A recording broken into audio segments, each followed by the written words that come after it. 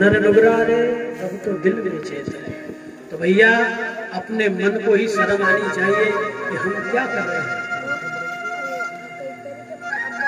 हम कैसे जी रहे हैं, क्या खा रहे हैं, क्या पी रहे हैं, कैसे सो रहे हैं, कैसे जाग रहे हैं, ये हमारी आत्मा को पता और हमारे मन को पता। मनुष्य खुद के पाप का गवाह खुद ही है। आत्मा है बंधु है, आत्मा है रिपु, आत्मा ही आत्मा का मित्र है, आत्मा ही आत्मा का शत्रु है। इसलिए अपने आप पर जब हम मरे तो ये गर्व हो कि हम कैसा जीवन जी करके जा रहे हैं, यह हमें गर्व होना चाहिए। उस त्रेता युग में तो एक ही रावण था, अब तो कलयुग में न जाने कहां हर घर में हर गली में रावण हो गए, हर गली में रावण हो गए हैं। बस राम की कमी है। तो अब इस शूर्पणखा की भतीजियों की भी कोई कमी नहीं है, हर गली में शूर्पणखा बैठी है। तब की माताओं से गर्भवत प्रार्थना देखना माता, खैर मांडवाटिकर की माता को प्रार्थना कर रहा हूँ, बाहर की बात है। यहाँ की तो माता ऐसी अच्छी है, परंतु ऐसा नहीं होना चाहिए कि शूर्पणखा के सारे अवगुण हमारे भीतर आ गए हो। देखो मंथरा, आपने सब राम कथा सुनी है, मंथरा कितनी बुद्धिमान होगी, सोचिए जरा, कितनी बुद्धिमान होगी जिसने एक रात में ही पूरी अयोध्या का तख्ता ही पलट दिया, एक रात भर में राम को वनवासी बना दिया। कितनी बुद्धिमान होगी, बुद्धिमान तो होगी ही, लेकिन अपनी बुद्धि का उसने दुरुपयोग किया है, इसलिए वो बुद्धिमान नहीं हो सकती है। हम लोग भी हमारी मति का, हमारी बुद्धि का दुरुपयोग करते हैं, इसलिए मार खा जाते हैं। आज समाज में एक चीज की आवश्यकता है, हर एक जीव परेशान है। कई लोग हमारे पास भी आ जाते हैं कि महाराज कोई ऐसा उपाय बताओ या कोई ऐसा मंत्र बताओ जिससे हमारी दुकानदारी बढ़िया चलने लग जाए। कई लोग तुम्हारा ऐसा पूछते हैं कि बाबा कोई ऐसा मंत्र बताओ जिससे हमारी खेती में फसल अच्छी आने लग जाए। अरे भगवान भला करे तेरी खेती। अरे बाबले तुम साधु के पास ये पूछने के लिए आया? अरे मूर्ख आदमी, ये पूछ कि मुझे भगवान मिलेगा कि नहीं मिलेगा। खेती में तो फसल होगी ही, दुकान तो चलेगी ही, लेकिन भगवान मिलेगा कि नहीं, ये प्रश्न पूछना चाहिए। हमारा पूछने का भी ढंग, सोचने का भी ढंग, जीने का भी ढंग पूरा बदल चुका है। दत्तात्रेय भगवान ने 24 गुरु किए भैया, एक गुरु नहीं किया, 24 गुरु किया, लेकिन 24 गुरु बना करके जीवन जीने का ढंग उन्होंने सीख लिया। तुम तो एक से ही ढंग ने सीख पा रहे हो, 24 से क्या सीखो। और दत्तात्रेय भगवान ने किसी इंसान को गुरु नहीं बनाया, कुत्ता, गधा, बिल्ली, घोड़े, हाथी, आकाश, चंद्र, वायु, इनको गुरु बना करके ज्ञान ले लिया। तुम तो जीवंत गुरु को पाकर के भी ज्ञान नहीं ले पा रहे। जानवरों को गुरु बना करके उन्होंने अपने जीवन में जीवन जीने का ढंग सीख लिया। इसलिए गुरु क्या करते हैं, संत क्या करते हैं, तो बोले जीना सिखा देते हैं। सदगुरु तुम्हारे प्यार जीना सिखा देते हैं। इसलिए भयभीत मत रहो, डरो मत। हर एक व्यक्ति के मन में एक ही भय है। देखो मसान में जब हम किसी को जलाने के लिए जब जाते हैं, तो जब सब लोग कांधा जब देते हैं, सभी लोग जलाने के लिए परघट में जाते हैं, सामने चिता जलती है लकड़ी, तो उस वक्त सब लोग उसको देखते हैं खड़े रह करके। वहां एक जीवन का परम सत्य मैं आपको बता रहा हूं, सबका अनुभव होगा। चिता सामने, आंखों के सामने जल रही है, सब खड़े खड़े देख रहे हैं। कई लोगों के मन में तो इतना भयंकर वैराग्य और त्याग आ जाता है कि राम भैया आज से बेईमानी के धंधे सब बंद कर देंगे। कोई कहता है भैया, तो बोले आज से सारे 2 नंबर के काले धंधे। क्यों? तो बोले देखो इसका हाल क्या हो रहा है। तो ये वैराग्य कब तक रहता है? जब तक हम वहाँ मरघट में खड़े हैं। लेकिन जैसे ही वहां से वापस घर के लिए लौटे, घर में घुसे कि फिर वही लोलते लकड़ी का चक्कर लग जाता है। 2 मिनट के अंदर उसका वैराग्य गायब हो जाता है। महाराज, असली त्याग नहीं है। हमारा त्याग कैसा है? तो बोले बंदर के जैसा, कभी इस डाली पे कभी उस डाली पे। संसार से परेशान हुए तो चलो बाबा के मठ पर, और बाबा के मठ पर जब आ जाते हैं तो वहां बोलते कि मेरा पोता क्या खा रहा होगा, मेरा बेटा क्या कर रहा होगा। तो भैया ये वैराग्य नहीं है। वैराग्य का मतलब होता है जैसे गंगा एक बार निकल पड़ी तो पीछे मुड़कर नहीं देखती, ऐसा ही हमारा त्याग होना चाहिए। ऐसा ही हमारा त्याग होना चाहिए। और जब सत्कर्म करके आप मरोगे तो निश्चित से आपको वैकुंठ की प्राप्ति होगी। ये बिल्कुल कंफर्म है। अगर सत्कर्म करके मरोगे और अगर निंदा चुगली चोरी झूठ बोल करके अगर मरोगे तो निश्चित नरक में ही जाओगे, भले ही तो स्वर्गवासी नहीं। टेंशन में दुख में भले ही कोई कह दे कि मुझे मरना है, मुझे जीना नहीं है, लेकिन मरना वस्तुतः कोई नहीं चाहता है। एक बार ऐसा ही एक बुढ़िया आंगन में कचरा साफ कर रही थी। बहुत ध्यान देते, बहुत प्यारी बात है। आंगन में बुढ़िया कचरा साफ कर रही थी। कचरा साफ करते करते करते वो बड़बड़ा रही थी कि हे भगवान, हे यमराज, संगी साथी सब चले गए, लेकिन न जाने मुझे मौत कब आएगी। ऐसी वो डोकरी कह रही थी।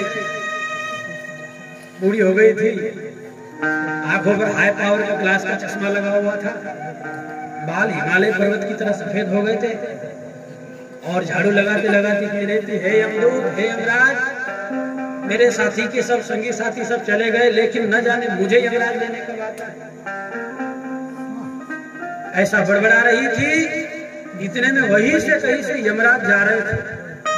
यमराज ने सुन लिया, अरे रहे तो किसने याद किया। तुरंत वहां बुढ़िया के सामने यमराज प्रकट हो गए। डोकरी ने उठाकर सिर देखा, महाराज आपको? बोले देवी, हम यमराज हैं। अभी अभी तुमने हमारा स्मरण किया, हम प्रकट हो गए, बोलो क्यों पुकारा तुमने? अब महाराज यमराज की बात सुनते ही डोकरी के हाथ में सब ढीले हो गए। और फिर उसने कहा कि यमराज को, महाराज आप यमराज हैं? बोले हाँ। आपने हमको भी पुकारा, हम प्रकट हो गए, बोलो क्या इच्छा है तुम्हारी? बोले महाराज हमारी तो कोई इच्छा नहीं है, बस अब आप आ ही गए हो तो एक टुकड़िया मेरे सिर पे ऊंचाई दो, और जहां पधार रहे हो वहां पधारो। ये भक्तवत्सल 2 मिनट में डोकरी की भाषा होता था। तो भैया मरना, टेंशन में दुख में भले ही कह दे कि यमराज को याद कर ले, लेकिन मरना कोई नहीं चाहता है। मंदिर में जाते हैं लोग तो स्वार्थ लेके जाते हैं, गुरु के पास जाएंगे तो स्वार्थ लेके जाएंगे। कई लोग तो मंदिर में जाते हैं तो भगवान को तो केवल दिखावा करते हैं, जीव उनका जूते में अटका रहता है बाहर पायरी के पास कि हमारा कोई जूता चप्पल उठा के ले लो पड़ेगा। तो ये भक्ति नहीं है। तुम तो भटक ही रहे हो, तुम्हारे पीछे जो दूसरे हैं वो भी भटक रहे हैं। और देखो उसकी एक सोच देखो आप जरा, कोई मर जाता है तो कितने दिन तक सूतक पालते हैं? सभी समाज में लगभग पालते हैं लोग। उनसे कहो भैया तुम कथा में क्यों नहीं आते? तो बोले महाराज जबरदस्त सूतक लगा हुआ है।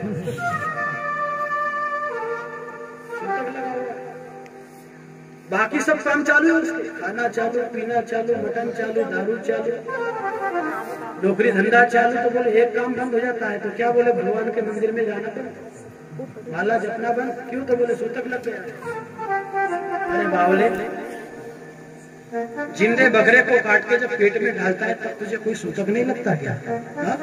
कोई मर जाता है तभी हमको सूतक लगता है, मुर्गे बकरे को काट के जिंदे को पेट में डाल लेते हो तब तुमको कोई सूतक नहीं लगता है। कितनी विचित्र सोच है, जरा आप जरा दिमाग से सोच के देखो। आदमी मर गया तो सूतक लग गया, और पशु पक्षियों को मार के खा जाते हैं तब उनको कोई सूतक नहीं लगता। कितनी विचित्र सोच है लोगों की। मेरे भाई बहन, ये विडंबना है हमारे समाज की, देश की, कि हम लोग इस सोच को लेकर के जी रहे हैं। हमारे बापू जी भी बहुत समाज में बहुत परिवर्तन उन्होंने करने की कोशिश करी, बड़े बड़े संतों ने कोशिश करी, लेकिन कहते हैं कि कुछ लोग ऐसे होते हैं समाज में, कुछ लोग ऐसे होते हैं कोयले की तरह, जिनको दूध से कितना भी धो लिया जाए, कोयले को तो कोयला काला ही रहता है, धुलता ही नहीं है, धुलता ही नहीं है, उसको कितने ही अभिषेक कर लो आप। और कुछ लोग तो कसम खा के बैठे हैं कि हम कभी सुधरेंगे ही नहीं, हम सुधरने वाले नहीं, तो कितना सिखा लो। तो ऐसे धोखे वाले लोग जो दुनिया में हैं, ये सोच के रखे हमको सुधरना ही नहीं, तो भैया ठीक है, तुम्हारे लिए फिर धोबी घाट बना के रखा है प्रभु ने।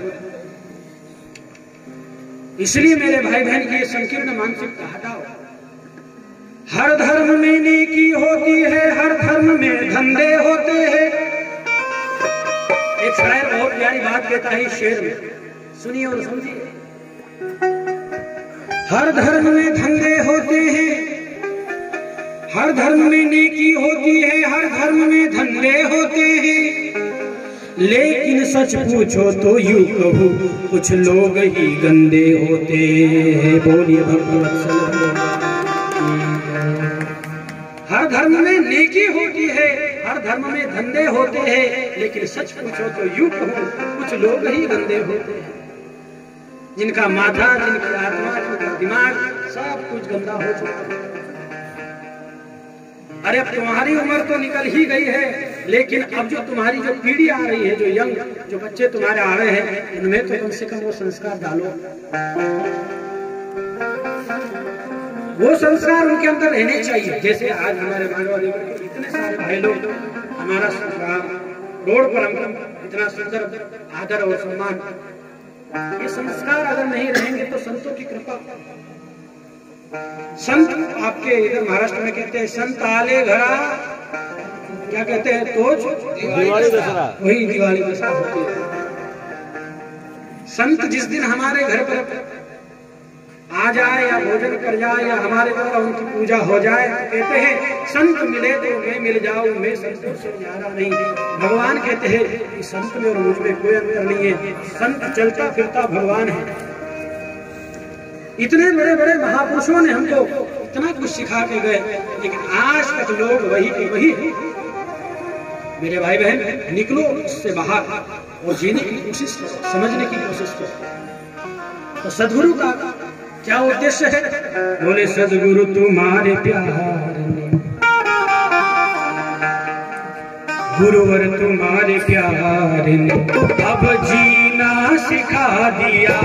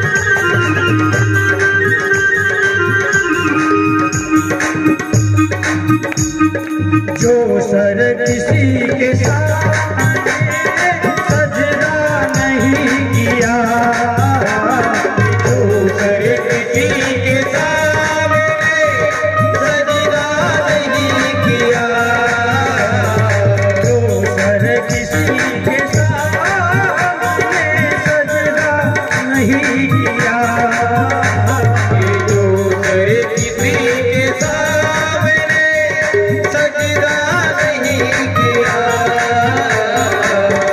आप लोगों की भी आवाज आनी चाहिए। इतना प्यारा संगीत है। संगीत सब लोग समझते हैं। हमारे समाज में लगभग बंजारे समाज में गाने बजाने के लोग पहले से शौकीन रहे हैं। तो फिर यहाँ ढीले ढस क्यों बैठे हो भैया? गाते रहो, जरा आवाज आनी चाहिए। ऊपर जो देवता बैठे उनको भी लगना चाहिए कि कुछ हो रहा है।